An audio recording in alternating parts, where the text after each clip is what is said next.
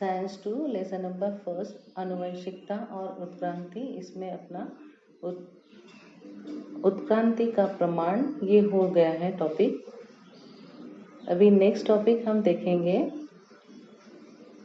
आगे, page number 7, Darwin का प्राकृतिक चयन का सिद्धांत।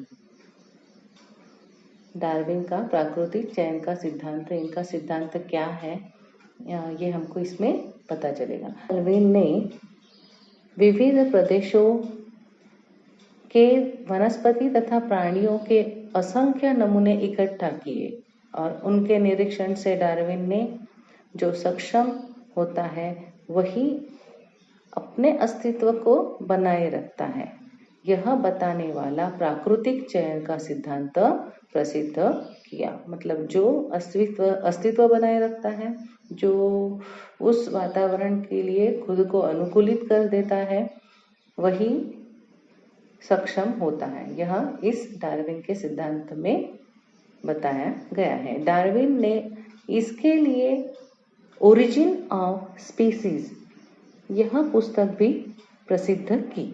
ओरिजिन ऑफ स्पीसीज यह पुस्तक प्रसिद्ध की।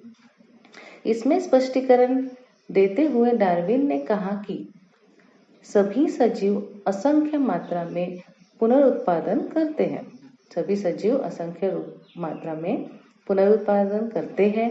यह सभी सजीव एक दूसरे से प्रतियोगिता करते हैं, जो एक प्रकार से जानलेवा होती है। इस प्रतियोगिता में जीतने के लिए जो सजीव आवश्यक गुणधर्म दर्शाता है वही जीवित रहता है। जो सजीव आवश्यक गुणधर्म दर्शाता है वही जीवित रहता है। परंतु प्राकृतिक चयन भी महत्वपूर्ण होता है, क्योंकि प्रकृति में केवल अनुकूल सजीव ही जीवित रहते हैं। प्रकृति में केवल अनुकूल सजीव ही जीवित रहते हैं, बाकी के नष्ट हो जाते हैं। जीवित सजीव पुनरुत्पादन कर सकते हैं तथा अपनी भिन्न विशिष्टताओं के साथ नई प्रजाति का निर्माण करते हैं। डार्विन का प्राकृतिक चयन का यह सिद्धांत बहुत दिनों तक सर्वमान्य रहा, परंतु बाद में उसमें भी कुछ विषयों के संदर्भ में विरोध किया गया, जिसमें महत्वपूर्ण मुद्दे हैं। देखिए, चार्ल्स डार्विन ये जो वैज्ञानिक है, इन्होंने क्या किया है, जो सक्षम होता है वही अपने अस्तित्व को बनाए रखता है, ऐसा सिद्धांत बताया है।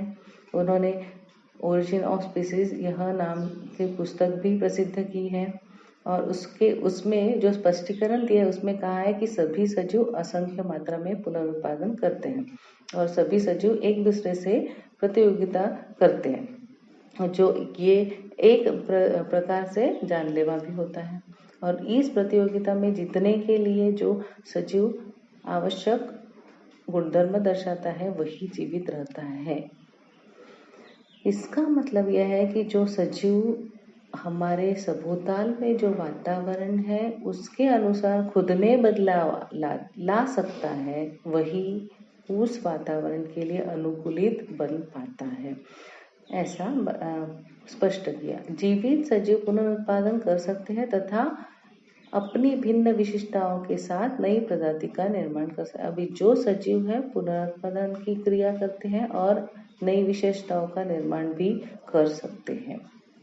ठीक है, तो यह जो डार्विन का सिद्धांत है, इसके अनुसार डार्विन का प्राकृतिक चयन का यह सिद्धांत बहुत दिनों तक सर्वमान्य रहा, परंतु बाद में क्या हुआ, उसमें भी कुछ विषयों के संदर्भ में विरोध किया गया। अभी जिसमें कुछ महत्वपूर्ण मुद्दे हैं, जैसे पहला पॉइंट बताया है प्राकृतिक चयन यह एकमात्र मुद्दा उत्क्रांति का आधारभूत अंग नहीं है। जो प्राकृतिक चयन है यह एक ही मुद्दा उत्क्रांति का आधारभूत अंग नहीं है, यह स्पष्ट हुआ। उसका दूसरा बताया है उपयोगी तथा निरुपयोगी परिवर्तनों का स्पष्टीकरण डार्विन द्वारा नहीं दिया गया। जो उपयोगी होते हैं या तो निरुपयोगी होते हैं। ऐसे परिवर्तनों का सिद्धांत स्पष्टीकरण डार्विन ने द्वारा स्पष्ट नहीं किया गया। जो उपयोगी होते हैं या तो निरुपयोगी होते हैं, इनका जो परिवर्तन होता है इसके बारे में स्पष्टीकरण डार्विन के सिद्धांत में नहीं है। तीसरा बताया है धीमी गति से होने वाले परिवर्तन तथा तीव्र गति से होने वाले परिवर्तन, इनका उल्लेख नहीं किया गया।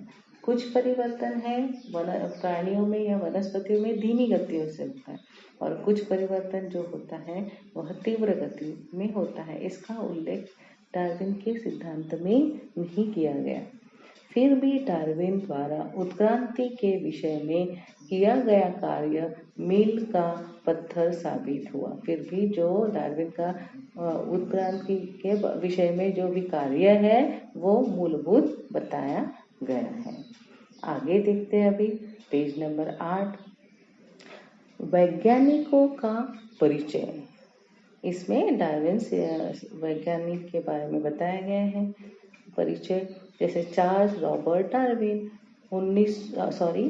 1809 से 1882 इस अंग्रेजी जीवशास्त्री ने उत्क्रांति का सिद्धांत प्रतिपादित किया। इन्होंने क्या किया है, तो इन्होंने जीवशास्त्री के ने उत्क्रांति का सिद्धांत प्रतिपादित किया है। उन्होंने प्रतिपादित किया कि सजीवों की सभी प्रजातियां एक समान पूर्वजों से क्रमशः एवं हजारों वर्षों के कालावधि से विकसित हुई हैं। इस विकास के लिए प्राकृतिक चयन का सिद्धांत जिम्मेदार है, ऐसा उन्होंने प्रतिपादित किया है। यह हुआ डार्विन का सिद्धांत। यह सब हमने देखा डार्विन ने जो भी खोज की है उसके बारे में। अभी आगे दूसरा टॉपिक है हमारा लैमार्कवाद। लैमार्कवाद, उसी को लैमार्किज्म कहते हैं। पढ़ते हैं अभी। उत्क्रांति होते समय सजीवों के शरीर रचना में परिवर्तन होता है और यह परिवर्तन उस सजीव द्वारा किए गए प्रयत्न अथवा किए गए आलस पर निर्भर होता है। ऐसा सिद्धांत प्रस्तुत किया। इसे उन्होंने इंद्रियों का उपयोग या अनुपयोग का सिद्धांत भी कहा गया है। जैसे उत्क्रांति होती है उस समय शरीर की जो रचना है उसमें परिवर्तन होता है। शरीर रचना में जो परिवर्तन होता है वो उस सजीव द्वारा किए गए जो प्रयत्न है अथवा किए गए आलस पर निर्भर होता है, ऐसा उन्होंने अपने सिद्धांत में प्रस्तुत किया। इसे उन्होंने इंद्रियों का उपयोग या अनुपयोग सिद्धांत भी नाम दिया गया। इसके भी आगे जाकर उन्होंने ऐसा भी कहा कि पीढ़ी दर पीढ़ी जिराफ अपनी गर्दन तानकर पेड़ों के ऊपर की पत्तियां खाने के कारण लंबी गर्दन वाला बना। जैसे जिराफ, यह जो प्राणी है यह क्या करता है, पहले जो देखा जाए तो उसकी जो गर्दन थी वो इतनी लंबी नहीं थी, लेकिन उसका जो पेड़ों की ऊपर की पत्तियां खाने का जो उसकी आदत थी, उसकी ऊपर की कोई भी पेड़ की ऊपर की पत्तियां खाने की जो आदत थी, इसलिए क्या हुआ, उसके गर्दन को उसने तान कर पेड़ों के ऊपर की पत्तियां खाने की आदत थी। उसके कारण उसकी गर्दन धीरे धीरे आगे के पीढ़ी में हमको और ज्यादा लंबी दिखाई दी। गर्दन तानकर पेड़ों के ऊपर की पत्तियां खाने के कारण लंबी गर्दन वाला बना। उसी प्रकार से लोहार के कंधे घनों के प्रहार से मजबूत हुए। जो लोहार है उसके कंधे जो घनों के प्रहार होता है उसका हमेशा उससे उसके कंधे मजबूत बने। शुतुरमुर्ग, ईमू आदि पक्षियों के पंख उपयोग में न आने के कारण कमजोर हुए। वही ये जो पक्षी हैं इन्होंने अपने पंखों का इस्तेमाल नहीं किया, इसलिए उनके जो पंख है वह कमजोर बने। आगे हंस बतखों के पैर पानी में रहने से तैरने योग्य हुए।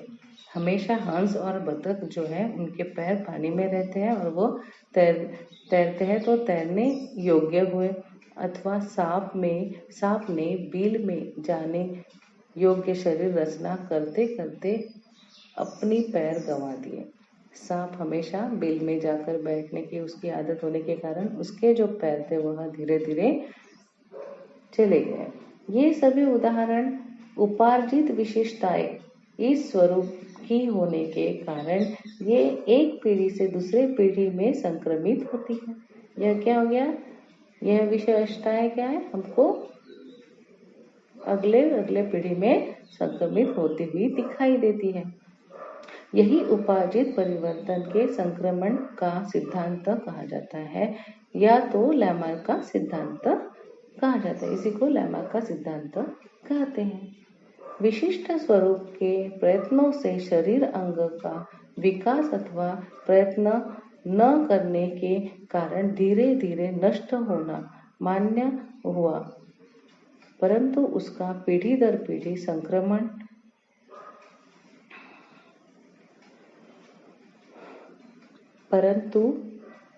प्रयत्नों से शरीर अंगों का विकास अथवा प्रयत्न न करने के कारण धीरे धीरे मान्य हुआ। अभी क्या हुआ? एक तो विशिष्ट रूप के प्रयत्नों से शरीर के अंग मतलब वही हमको बार बार जो शरीर का अंग है उसका इस्तेमाल करने से वह अंग का विकास हुआ है, या तो प्रयत्न न करने के कारण धीरे धीरे नष्ट हुआ है, यह मान्य हुआ, परंतु उसका पीढ़ी दर पीढ़ी संक्रमण अमान्य हुआ, क्योंकि स्वयं में लाए गए परिवर्तन नई पीढ़ी को नहीं दिए जाते हैं। इसकी बार बार जांच की गई और लैमार्क के द्वारा प्रतिपादित सिद्धांत गलत साबित हुआ।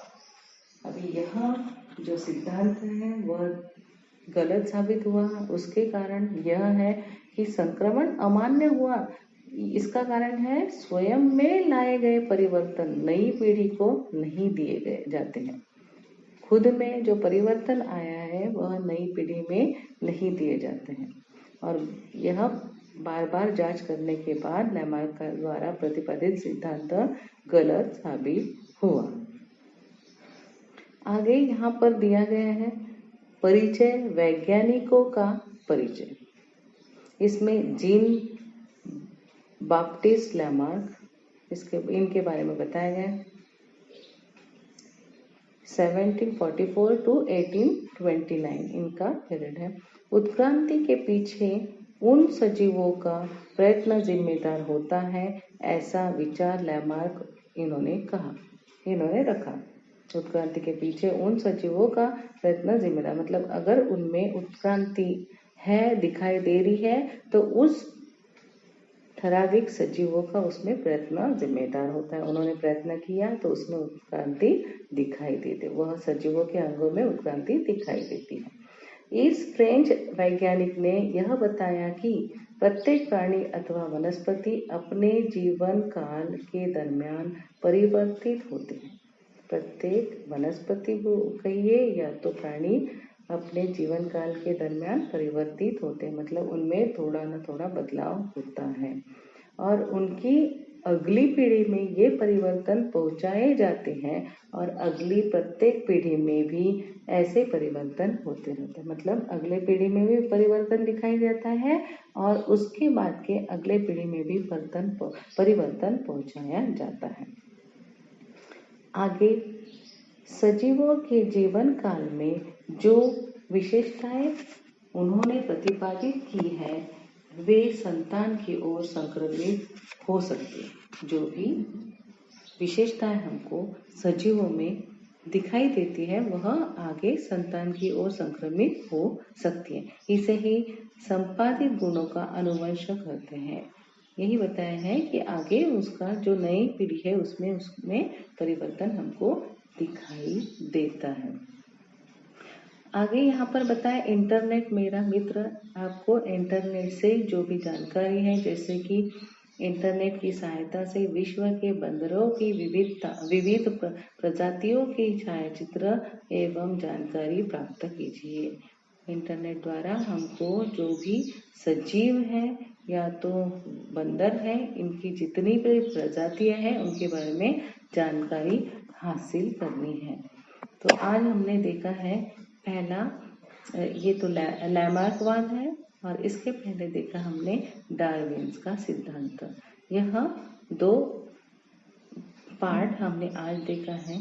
ठीक है, इसके बाद आगे का जाति उद्भव, यह टॉपिक हम आगे के पीरियड में देखेंगे। तब तक आपको जितना पढ़ाकर हुआ है उतना आपको पढ़ लेना है। ठीक है।